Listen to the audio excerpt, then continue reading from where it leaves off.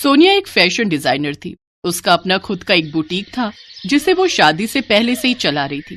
सोनिया की आदत थी वो खुद को भी काफी स्टाइलिश बनाकर रखती थी, पर उसका स्टाइलिश और मॉडर्न दिखना उसकी ननद वर्षा को पसंद नहीं था। उसकी शादी शहर में ही हुई थी, इसी वजह से वो अक्सर ही अपने मायके आती रहती थी। मम्मी जी, वो एक क्लाइंट आया है तो मैं जरा बुटीक होकर आती हूँ। अरे वर्षा, कैसी हो? मैं ठीक हूँ भाभी, आप बताओ। आज तो आपकी बुटीक की छुट्टी होती है ना? हाँ, वो होती तो है, पर आजकल वेडिंग का सीजन चल रहा है ना, तो काम ज्यादा है। अच्छा, आप बातें करो, मैं होकर आती हूँ, क्लाइंट वेट कर रहा है।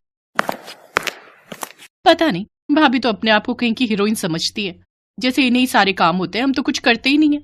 वर्षा, तुझे कितनी बार कहा है सोनिया के लिए ऐसे मत बोला कर। वो तेरी भाभी है, इस घर का हिस्सा है। वो जब तेरे लिए ऐसे नहीं बोलती तो तू क्यों सोचती है? वर्षा की अक्सर की ये आदत रहती थी, बस मायके आना और सोनिया को देखकर चिढ़ते रहना। एक दिन सब लोग एक फैमिली फंक्शन के दौरान एक साथ मिले, तब भी वर्षा ने अपनी भाभी सोनिया को नहीं छोड़ा। अजय, सामने से गरम चपाती लेकर आओ ना, ये ठंडी हो गई है। हाँ, लाता हूँ वर्षा। तुम्हारे लिए कुछ लाऊं माँ? आप क्या लोगे? बेटा, मुझे तो गाजर का हलवा ला दे। मेरे लिए एक काम करो, नान ले आना। कुछ भी कहो, भाभी की किस्मत बहुत अच्छी है जो उसे अजय भैया जैसा पति मिला। एक मैं हूँ जिसे सुनील जैसा पति मिला है, इसीलिए तो भाभी मॉडर्न बनकर घूमती रहती है। मैंने तो वही पुरानी साड़ी पहनी है आज के फंक्शन में। वर्षा, तुम्हें तो मौका चाहिए बस, सबके सामने मेरी बुराई करने का। किस चीज की कमी रखता हूँ मैं? तुम्हें हर चीज खरीद कर देता हूँ। एक मैं हूँ जो चुप रहता हूँ। चाहूँ तो मैं भी तुम्हारे बारे में सब कुछ कह सकता हूँ कि तुम किस तरह से रहती हो मेरे साथ। अरे ठीक ही तो कहा है, किस तरह से रहती हो? तुम कभी मेरे लिए करते ही क्या हो? देखो सोनिया भाभी को भैया कितना खुश रखते हैं। आज वो अपना बिजनेस खड़ा करके बैठी है, इतना अच्छा उनका बुटीक चल रहा है, इतना मॉडर्न बन के रहती है, कोई रोक टोक नहीं है। एक मैं हूँ जो कब से बोल रही हूँ कि मुझे अपना कुकिंग का बिजनेस बनाना है, कुकिंग की वेबसाइट खोलनी है, पर मेरी कोई हेल्प नहीं करता। और फिर कोई करेगा ही क्यों? मैं हूँ ही कौन? मैं तो कुछ भी नहीं हूँ। मैं सोनिया भाभी नहीं बन सकती, मैं उनकी जैसी बन ही नहीं पाऊंगी, ये बात मैं अच्छे से जानती हूँ। वर्षा, बस भी करो, सब लोग देख रहे हैं। जो बात करनी है घर जाकर करना। उस दिन सोनिया को वर्षा की बात का बहुत बुरा लगा, पर वो कुछ नहीं बोली। सोनिया के बुटीक को 5 साल पूरे हो चुके थे, इसीलिए वो इसी खुशी में एक पार्टी ऑर्गेनाइज कर रही थी। पार्टी में उसकी जान पहचान के बहुत से लोग आने वाले थे। बस फिर क्या था, वर्षा को फिर से जलन होने लगी। माँ, इतना खर्च करने की क्या जरूरत है? भाभी को अब बुटीक की 5वीं सालगिरह मनाने की क्या ही जरूरत थी? उसके बुटीक को 5 साल पूरे हो रहे हैं, इसीलिए उसका मन था कि वो एक छोटी सी पार्टी रखे। माँ, तुमने मुझे तो कभी इतना सपोर्ट नहीं किया। मैं हमेशा से कहती थी कि मुझे कुछ करना है, पर तुमने तो मुझे शादी करके भेज दिया। और अब जब से भाभी आई है, मैं देख रही हूँ तुम उन्हें किसी भी बात के लिए मना नहीं करती हो। वो तो जब देखो हीरोइन की तरह बन ठन कर इधर उधर घूमती रहती है, और जब देखो घर का काम तुम ही करती रहती हो। ऐसे थोड़ी होता है, मैं भी तो अपने घर का काम खुद करती हूँ। तुम भाभी को बोला करो ना कि वो घर के काम क्या करे। हर समय बन सवर कर और इधर उधर घूमना, स्टाइल मारना, ये सब क्या अच्छी बात है? तभी सोनिया भी आ जाती है।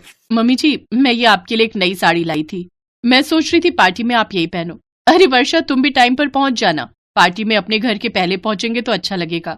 और हाँ, जीजू को भी बोल देना, वैसे मैं भी फोन कर दूंगी। मुझे नहीं आना किसी पार्टी में, अपनी इंसल्ट नहीं करवानी मुझे। मैं वर्षा, इसमें इंसल्ट किस बात की? तुम्हारे अपने घर की पार्टी है, तुम मेरी अपनी ननद हो, मेरी अपनी बहन हो, तुम्हारी कोई इंसल्ट नहीं कर सकता। तुम ऐसा क्यों सोचती हो? तुम भी अपने आप में बेहतर हो, हर कोई अपने आप में बेहतर होता है। खैर, अगर तुम मुझसे थोड़ा सा भी प्यार करती हो और मेरी रिस्पेक्ट करती हो तो पार्टी में जरूर आना, अदरवाइज मैं समझूंगी कि मैं तुम्हारी अपनी नहीं हूं। सोनिया अपने कमरे में चली जाती है। देख वर्षा, तू नहीं जाएगी तो सोनिया को बुरा लगेगा। उसने तुझे बहुत दिल से बुलाया है, इसलिए तुझे जाना चाहिए, उसकी खुशी में शामिल होना चाहिए, वरना रिश्तों में खटास आती है। मेरी बेटी तो समझदार है ना, मेरी बात को टालेगी नहीं। ठीक है माँ, तुम्हारे कहने पर मैं पार्टी में आ जाऊंगी। माँ के समझाने पर वर्षा पार्टी में जाने के लिए तैयार हो जाती है। वर्षा अपने पति सुनील के साथ पार्टी के लिए होटल पहुंचती है, पर वहां पर तो वर्षा को कुछ अलग ही देखने को मिलता है, जिसकी उसने बिल्कुल भी उम्मीद नहीं की थी। सोनिया ने उसके वेलकम में एक बहुत ही सुंदर प्रेजेंटेशन तैयार किया था। तो जैसा कि आप सब जानते हैं, मेरे बुटीक को आज 5 साल पूरे हो ही चुके हैं। ये पार्टी मेरे बुटीक के 5 साल कंप्लीट होने के लिए तो है ही, साथ ही साथ ये पार्टी एक खास व्यक्ति के लिए भी रखी गई है। आप सभी को ये जानकर बेहद खुशी होगी कि हमारे बीच मेरी प्यारी ननद वर्षा पहुंच चुकी है, जिनके बारे में थोड़ी देर पहले मैंने आपसे बात की थी। मैं आपको वर्षा जी की कुकिंग वेबसाइट दिखाना चाहूंगी। वर्षा हैरान रह जाती है कि उसके नाम से कुकिंग की एक बहुत बड़ी वेबसाइट आज इस पार्टी में लॉन्च हो रही थी। वर्षा को तो हैरानी हो रही थी ये सब देखकर कि इतनी बढ़िया वेबसाइट उसकी तैयार हुई थी जिसकी उसने कभी कल्पना भी नहीं की थी। सोनिया भाभी, मेरी कुकिंग की वेबसाइट ये आपने कब बनाई? और ये तो वही रेसिपीज हैं जो मैं नॉर्मली बनाकर फोटो वीडियोस बनाती थी। आपने उनको इतने अच्छे तरीके से इस पर प्रेजेंट किया है। मैं बहुत खुश हूँ भाभी। ये आपने कैसे किया? आपने तो मुझे कुछ बताया भी नहीं। वर्षा, मुझे मम्मी जी ने तुम्हारे बारे में सब कुछ बता दिया था। उनके पास तुम्हारी लिखी हुई कुछ बुक्स भी रखी थी। बस मेरे पास तुम्हारा लिखा हुआ मटेरियल था। मैंने फोटोज और वीडियोस के साथ वेबसाइट पर अपलोड किया और तैयार हो गई वर्षा कुकिंग वेबसाइट। अब तुम अपना खुद का कुकिंग का कोई भी बिजनेस कर सकती हो। ये एक प्यारा सा तोहफा है एक भाभी की तरफ से अपनी प्यारी सी ननद को। सब लोग जोरदार तालियां बजाते हैं और वर्षा अपनी भाभी सोनिया के गले लग जाती है। आज सोनिया की वजह से ही वर्षा का वो सपना पूरा हो गया जिसकी वो हमेशा से कल्पना करती थी। दोनों ननद भाभी का प्यार और मेलजोल देखकर परिवार में भी सब बहुत खुश थे। पारू बेटा, मैंने सब्जी बना दी है, बस तू रोटी बना लेना, ये बर्तन हो जाए तो। ठीक है माँ। अब आप ऐसा करो, दीदी को जगा दो, उन्हें कॉलेज जाने के लिए देर हो जाएगी वरना। क्या ये महारानी अब तक सो रही है? हे भगवान, क्या होगा इस लड़की का। मोना, ओ मोना, उठती है या पानी की बाल्टी उड़े लूं तेरे ऊपर? ओफो माँ, उठ तो रही हूँ, क्यों हल्ला मचा रही हो? क्योंकि बिना हल्ला मचाए तेरी नींद टूटती कहाँ है। चल उठ जल्दी से और जाकर रोटियां बना दे। रोटियां? मैं क्यों बनाऊं? पारू कहाँ गई? वो बर्तन धो रही है। और तू क्यों नहीं बना सकती रोटियां?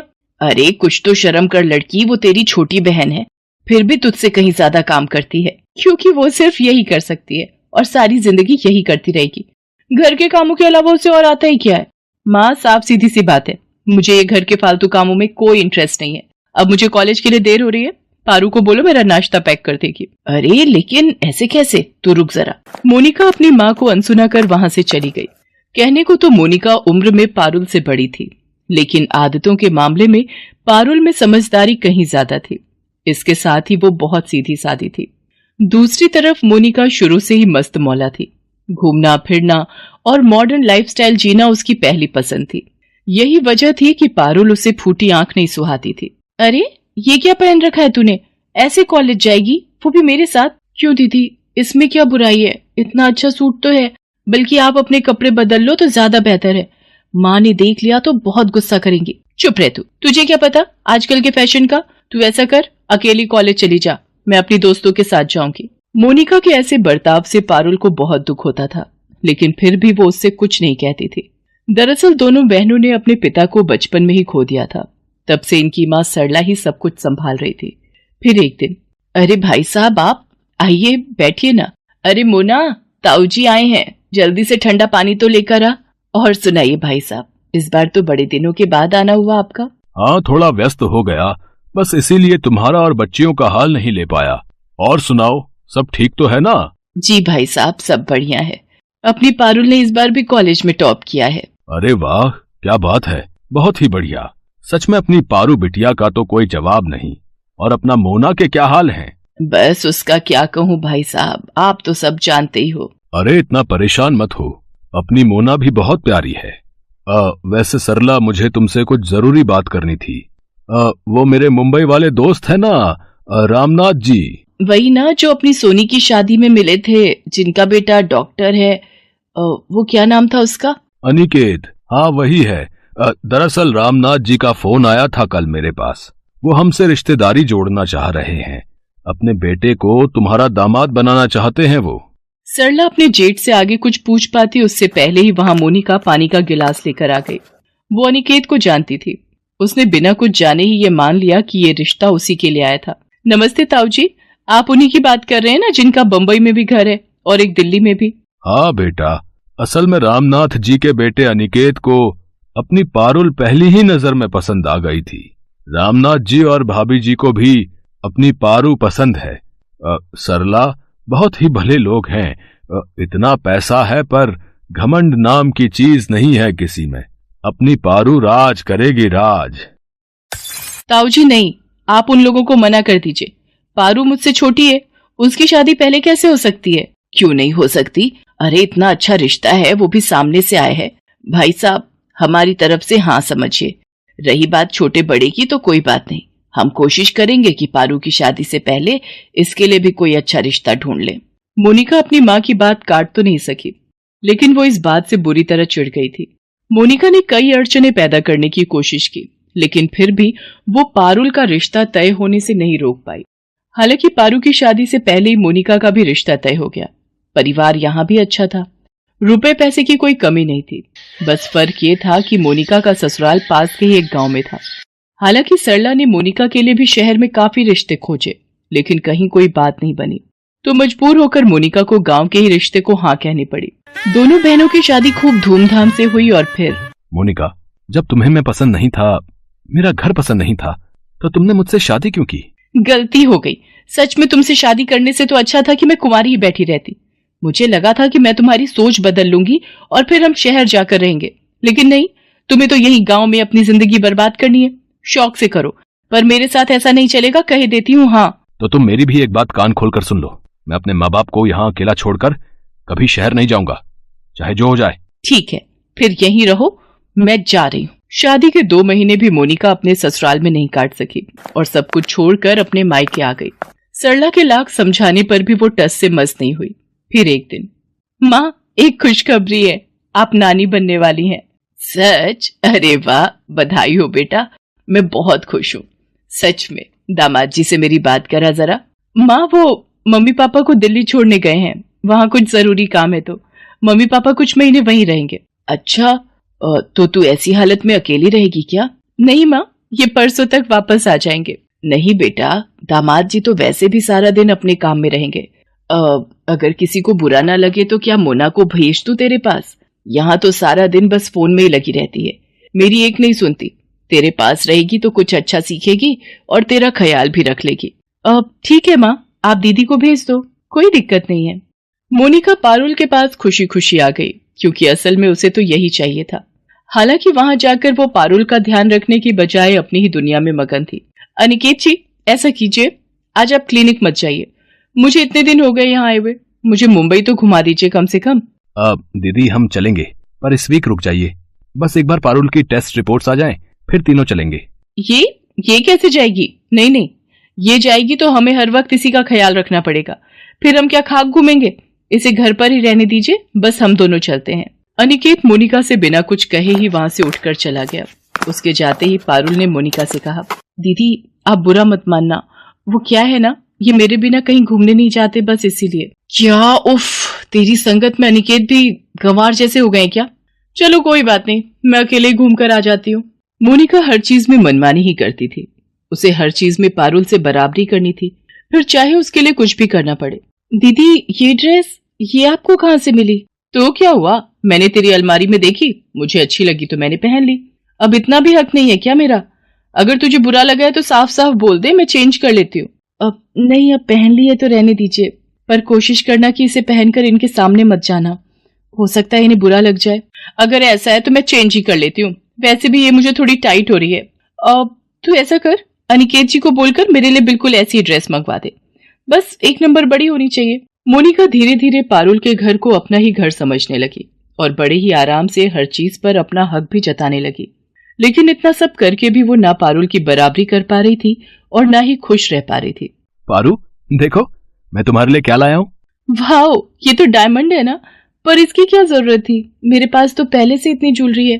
जरूरत हो या ना हो, मुझे तुम्हारे लिए गिफ्ट्स लाना अच्छा लगता है, ये तो जानती हो ना। और वैसे भी बहुत जल्द तुम मुझे जिंदगी का सबसे अनमोल गिफ्ट देने वाली हो, जिसके सामने ये डायमंड रिंग तो कुछ भी नहीं है। पारुल अनिकेत के गले लग जाती है और पास ही खड़ी मोनिका ये सब देखकर बुरी तरह जल भुन जाती है।